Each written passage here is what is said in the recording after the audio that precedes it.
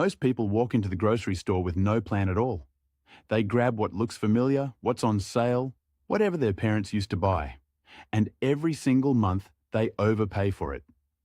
I didn't realize how much money I was leaking until I actually sat down and tracked every single item I bought for 90 days straight.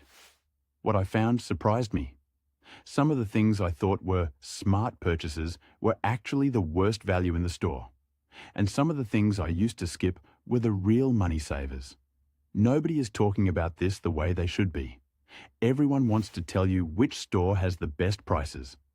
Almost nobody tells you which specific items are actually worth your money every single month, and which ones are quietly draining your budget. So today, I'm walking you through the exact grocery items I buy every month, and why. Some of these will feel obvious once I explain them. A few of them will genuinely surprise you. And one item on this list, I promise you, is not what you'd expect. You won't believe number 7. Stick around, because by the end of this video, you'll have a real, repeatable monthly list. Not a diet plan, not a gimmick, just the actual items that give you the most value for your money, month after month. If this is useful to you, go ahead and subscribe now, because I break down one of these deep dive money topics every single week.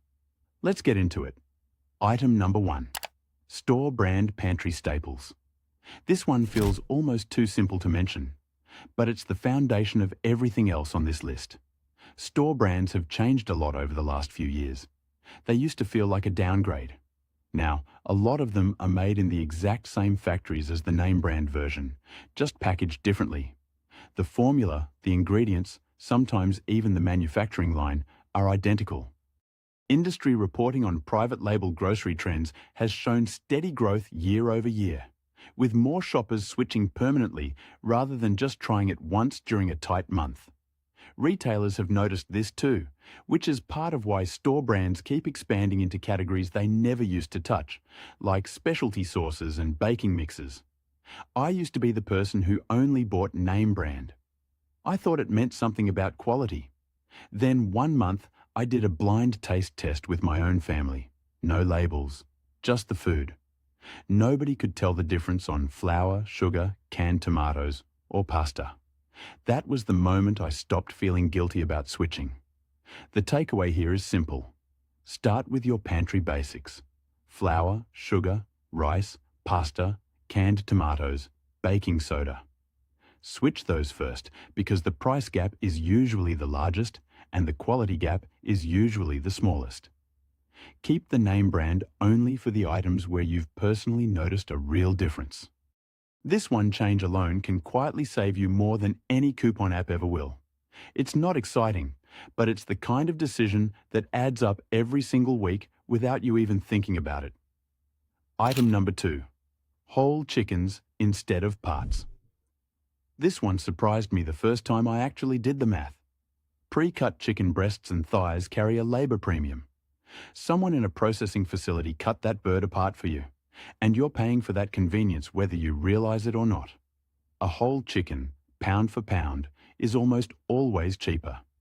Meat pricing data has consistently shown that whole birds carry a lower per pound cost than pre-portioned cuts, and that gap tends to widen during periods when overall meat prices are climbing.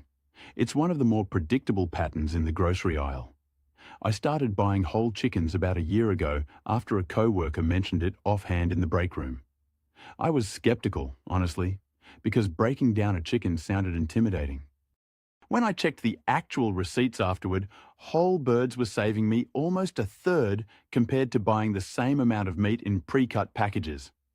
And you get the carcass afterward for stock, which is basically free bonus food. If you've never broken down a whole chicken, there are plenty of short tutorials online, and it takes maybe 5 extra minutes once you've done it a couple of times. Buy 1 or 2 whole chickens a month, portion them yourself, and freeze what you don't need for the week. This is one of those changes that feels small in the moment, but adds up to real money by the end of the year. You're not sacrificing anything. You're just skipping the fee for someone else doing 5 minutes of work. Item number 3. Dried beans over canned. I know canned beans are convenient. I still buy them sometimes. But dried beans are quietly one of the best value items in the entire store, and almost nobody stocks up on them. Per serving, dried beans typically cost a fraction of the canned equivalent, sometimes less than half. They also last far longer in storage, which means buying in bulk actually makes sense here in a way it doesn't for most fresh food. Consumer spending patterns around legumes have shifted noticeably in the last couple of years, with more households incorporating them as a lower-cost protein alternative as meat prices have climbed. It's part of a broader trend towards stretching protein budgets without sacrificing nutrition. I'll admit, the first time I cooked dried beans, I overcooked them into mush. It's a learning curve. But once I figured out a simple overnight soak and a slow simmer, it became one of the easiest parts of my week. I now batch cook a big pot on Sundays and portion it into the freezer, and it covers several meals. Buy a couple of bags of dried beans each month, black beans, pinto, whatever your household actually eats. Store them somewhere cool and dry, and rotate your stock so nothing sits for years untouched. This is the kind of item that feels boring to talk about, but it might be the single highest value per dollar food in the entire grocery store. Item number 4. Frozen vegetables over fresh. This one gets pushback from people every time I mention it, so let me explain the actual reasoning. Fresh produce looks appealing, but a lot of it goes bad before you use it. Frozen vegetables are picked and flash frozen at peak ripeness, which locks in the nutrients at that exact moment. Fresh produce, by comparison, has often been sitting in transit and on shelves for days before it even reaches your cart. Nutrition research has repeatedly shown that frozen vegetables can match or exceed the nutrient content of fresh produce that's been stored for several days, simply because the freezing process happens so quickly after harvest. Meanwhile, price tracking across seasons shows fresh produce swings dramatically depending on the time of year, while frozen stays fairly stable. I used to feel a little embarrassed buying frozen vegetables, like it meant I wasn't trying hard enough. Then I started actually weighing how much fresh produce I was throwing away every week. It was more than I wanted to admit. Once I switched a good portion of my vegetable buying to frozen, my food waste dropped noticeably, and so did my grocery bill. Keep a few fresh items for things you'll use within a day or two, but stock your freezer with the vegetables you use constantly, like broccoli, peas, spinach, and mixed stir-fry blends. You'll waste far less, and you'll always have something ready to go. You don't want to be the person throwing out wilted produce every single week without realizing how much that's quietly costing you. Item number 5. Rotisserie chicken as a base ingredient. This is a slightly different angle than item 2, and it deserves its own spot. A store rotisserie chicken is often priced close to what raw chicken costs per pound, sometimes even cheaper, because it's used as a loss leader item to bring people into the store. That means you're getting fully cooked protein for close to the price of raw meat. Retail pricing strategy around rotisserie chicken has been discussed openly in industry circles for years. Stores accept a thin margin, or even a loss, on this one item because it drives foot traffic and basket size elsewhere in the store. I started buying one rotisserie chicken a week as a base for multiple meals. Shredded into tacos one night, tossed into a soup the next, added to a salad after that. It cut my weekly cooking time down significantly, and because the price barely moved compared to raw chicken, I wasn't paying extra for the convenience the way I expected to. Use the meat across 2 or 3 different meals throughout the week, and don't throw away the carcass. Simmer it down into stock, the same way you would with a whole raw chicken. You're basically getting 2 meals out of the bones alone. This is one of the easiest wins on this entire list, because it barely requires any extra effort. You're just choosing the pre-cooked version of something you were going to buy anyway. Item number 6. Oats in bulk breakfast is one of those categories where people quietly overspend without realizing it, and oats are the fix. Individually packaged instant oatmeal, the little flavored packets, cost dramatically more per serving than plain rolled oats bought in a large container. You're paying mostly for packaging and flavoring that you can add yourself for pennies. Grocery cost comparisons consistently show that bulk rolled oats or steel cut oats cost a small fraction of the pre-portioned flavored versions, sometimes less than a quarter of the price per serving. I switched to bulk oats a couple of years ago and started adding my own toppings: cinnamon, fruit, a little honey. At first, it felt like more effort, but it took maybe 30 extra seconds, and the flavor was honestly better than the packets ever were. My monthly breakfast spending dropped noticeably once I made the switch. Buy a large container of plain oats once a month, and keep a small stock of add-ins like cinnamon, dried fruit, or nut butter on hand. It costs less than the flavored packets, and you control exactly what goes in. This is a small change, but breakfast happens every single day, so the savings compound faster than people expect. Item number 7, store loyalty program, fuel and cashback stacking. Here it is. This is the one I promised you earlier, and it's probably not what you expected from a grocery list. This isn't a product at all, it's a habit. Most major grocery chains now run loyalty programs that quietly stack with manufacturer digital coupons and, in many cases, fuel rewards. Almost nobody uses all three layers together because it takes a few extra minutes of setup. Retail loyalty programs have expanded significantly in recent years, with many chains now offering personalized digital coupons through their apps that go beyond the standard shelf discounts. When combined with a cashback browser extension or card rewards on top, the layered savings can meaningfully change your total spend without changing a single item in your cart. I ignored this for years because it felt like a scam or a waste of time. Then I actually sat down one weekend and set up the loyalty app, clipped the digital coupons before shopping, and used a cashback extension at checkout. The same exact cart, same exact items, cost noticeably less than it had the week before, just from stacking those three layers. Spend 15 minutes once a month setting up your store's loyalty app and get in the habit of clipping digital coupons before you shop, not during. Pair it with a cashback tool if your store allows it. This costs you no extra money and no extra products, just a little organization. This is the one people miss because it doesn't feel like a grocery item, but it changes the final number on every single receipt, every single month. Item number 8, block cheese. Instead of shredded small item, real savings.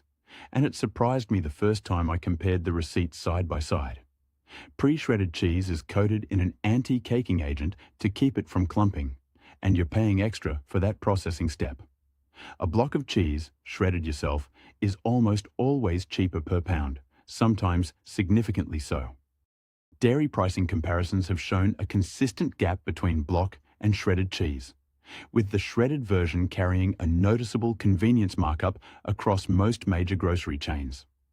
I used to buy shredded cheese exclusively because it felt easier. Then I actually timed how long it takes to shred a block with a basic box grater.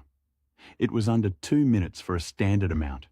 2 minutes for real, measurable savings every time I bought cheese. Buy blocks instead of pre-shredded bags and shred what you need right before cooking. Store the rest of the block tightly wrapped so it doesn't dry out. It takes a couple of minutes and the taste is noticeably better too, since block cheese melts more smoothly. This is another one of those tiny habits that doesn't feel significant in the moment, but shows up clearly when you add up a full year of grocery trips. Item number 9, canned fish as a protein staple. This one gets overlooked constantly, but it might be one of the most efficient proteins in the entire store. Canned tuna, salmon, and sardines are shelf-stable, require no refrigeration until opened, and cost significantly less per gram of protein than most fresh fish or fresh meat. They also have a long shelf life, which means you can genuinely stock up without worrying about waste. Nutrition and cost per protein comparisons consistently rank canned fish among the most efficient protein sources available in a standard grocery store, especially when fresh seafood prices climb during certain seasons. I'll be honest, I avoided canned fish for a long time because I associated it with bland, boring meals. Then I started actually researching a few simple preparations, mixed into pasta, folded into a salad, or turned into a quick patty. It became one of my go-to lunches, And my protein spending dropped noticeably once I started rotating it in regularly. Keep a small rotating stock of canned fish in your pantry and check the sodium content so you can choose lower sodium options if that matters to you. Use it in quick lunches or as a protein boost in meals you're already making. This is about protecting your budget without sacrificing the protein your body actually needs every day. Item number 10. Seasonal produce, instead of year-round favorites. This one requires a small mindset shift, but it makes a real difference once it clicks. Produce that's out of season has usually traveled a long distance to reach your store, and that transportation cost gets passed straight to you. Produce that's in season locally is cheaper to source, which means the price on the shelf reflects that lower cost. Seasonal pricing patterns for fruits and vegetables are well documented, with in-season items regularly costing a fraction of the same product during its off-season, sometimes less than half. I used to buy the exact same produce every single week regardless of the season, mostly out of habit. When I started paying attention to what was actually in season and rotating my choices, my produce bill dropped without me having to eat any differently in terms of variety, just differently in terms of timing. Check what's currently in season in your region before you shop, and build your produce choices around that list rather than around habit. Your grocery store's own seasonal signage is usually a reliable guide since stores tend to promote what's cheapest for them to stock. This is a simple mindset shift, but it protects your budget every single month without asking you to give anything up. Now here's the pattern running underneath every single item on this list. None of these are about deprivation. None of them are about eating less or eating worse.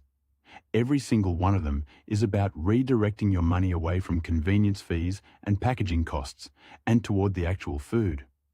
The stores aren't hiding this from you exactly, but they're also not going out of their way to explain it, because convenience pricing is genuinely profitable for them. The information is available if you go looking for it. Most people just never go looking. That's really the whole idea behind this channel.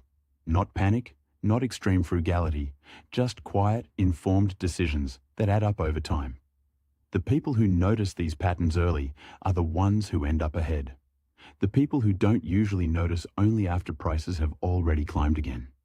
If you found this useful, go ahead and subscribe, because I break down a new topic like this every single week, and next time we're going deep into a category most people completely misunderstand. Drop a comment and let me know which item on this list surprised you the most. I read every single one. Take care of your budget, take care of your family, and I'll see you in the next video.